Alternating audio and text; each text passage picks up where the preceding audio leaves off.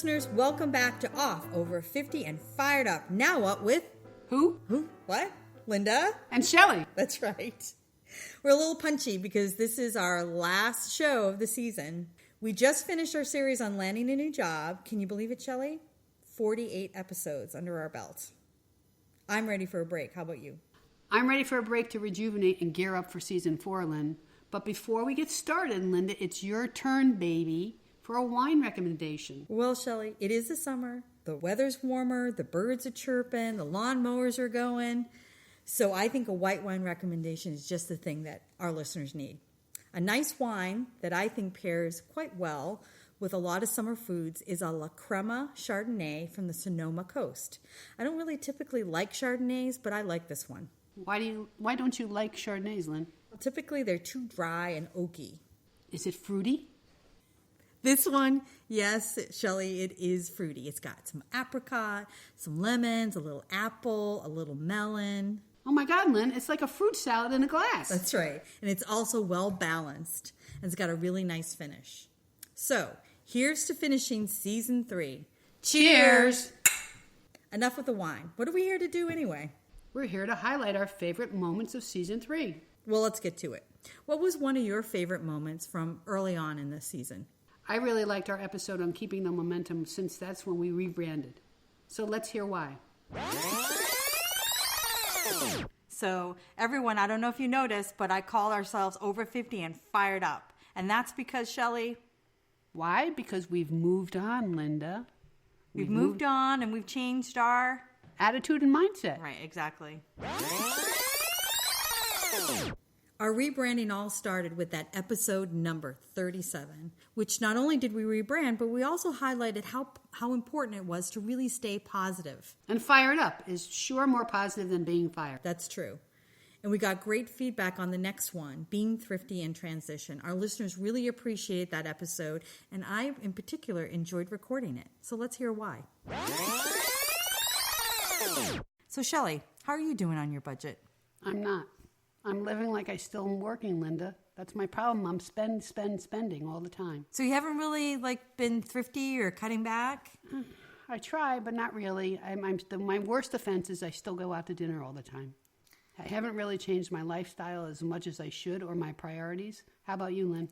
Well, for my husband and I, we really did have to kind of change our priorities, especially since we have a daughter who's in college. So we really did have to look at how to maximize our budget and get a little smarter, leverage some of the reward programs and perks and things like that to get some things done, especially around travel. So, yeah, we did adjust. All right. So you're much better than me. I'm not better, just more mindful. Yeah, more mindful. You're just better than me. That's episode 38. If people want to hear more about the 10 thrifty tips.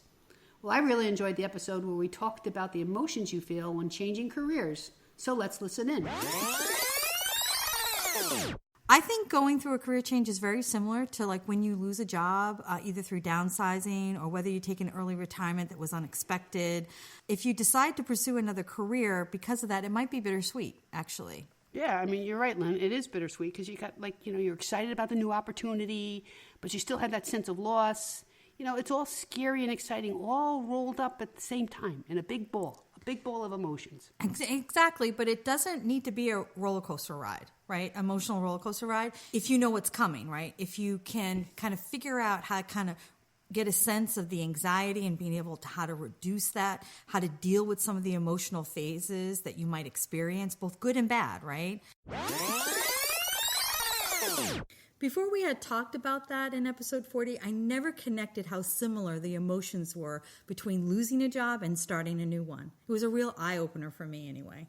In talking about a new job and talking about new job opportunities, we introduced that whole series on franchising. So let's hear what we had to say about franchising. Shelley, why consider franchising? Well, I think, Lynn, it's a proven model, right? For some of us who are over 50, we might want to start businesses, but it can be a little scary. And I think franchising can offer a way to do that. The nice thing about franchising, from my perspective, is that you can really tap into somebody else's expertise. That's true. You can. And I think the other thing that it offers, not only the expertise, Shelley, but also that whole structure. And so if you're coming from corporate America, which a lot of people over 50 are, they're very used to having that structure and that support. You have everything there that you can tap into to be successful. And it's the same thing for a franchise, right? They're going to give you and have worked out like all the finances. They're going to give you training, marketing plans, all that stuff. So if you've worked your entire career within that kind of structure, franchising actually may be something that's comfortable for you, that you can relate to and that you can be successful in. Yeah, you just got to come with the money, right? You just have to come with the money. That's right. That's what franchises are all about. If you're really interested in getting into something new, the franchise doesn't care what your background is. All they care about is if you can bring them the money. Show me the money. So, Linda, that was from episode 41, which focused on franchising. Is franchising for you? And if franchising is for you, then episode 42 talks about what you should really consider when you're going to buy one. That's right. We then moved on to a great series on landing a new job, which we had 3 returning guests who shared their success factors and how their mindset and priorities changed as they went from being in transition to starting a new job. It was great to have Prem and Betsy back as returning guests, and especially it was great to have Jelena finally in person versus just being a write-in. Yeah, I think it was a great way to wrap up our handoff topic on such a positive note. Yeah, let's hear from Betsy and Jelena first. There was this one person who was a friend of a friend who I've never even met, but who knew right from the get-go that I was searching. And every time she heard of an opportunity, she passed it along to me. So an internal recruiter from a company where I landed contacted her about this job, and she right away recommended me. And as we all know, it speaks a lot when you're recommended for a job versus when you just apply. So networking is key. I do have to say, kudos to Off, because, I mean, you guys had talked about in one of your previous episodes of like the different questions and being prepared. And actually, Jelena, you may be the one that typed up your answers. And so I did that. And so I had, I followed that advice, and that made a world of difference. Oh, cool. All 3 of them gave some great advice on success factors to landing a new job. And thanks, Betsy, to the shout out to our podcast. I also enjoyed the next episode where we got some insights from Prem and Jelena around how their mindset changed about their career development. So for me, it's a new industry, and also the role is elevated, so I head up the function. So for me, it's great learning in terms of just learning this industry. I feel like it's opening up new doors for me, and I am constantly pushing myself, having had the experience from before, to learn, to be more relevant and to bring in newness, to add value that way. So it's definitely changed my perspective to put myself out there more so and to reach out to network more so within the organization, right? So that within the organization I'm known and that I'm seen as critical. And so that's been kind of my change of attitude, how I'm approaching it, how I'm learning and developing myself in the process. So to me, it's constantly learning, adapting, and figuring out, being sure I'm being challenged. So that was episode 46. And then in episode 47, they talked about how their priorities changed, not just in their careers, but in life. They found their happy factor. The constant challenge, in being and growing in a role, that hasn't left. But how that kind of comes to life is different. I don't need to be promoted every 2 years. I want the challenges, and I want to be recognized, obviously in compensation, in any other intangible and tangible benefits for that. But moving up the corporate ladder, career ladder, much less important.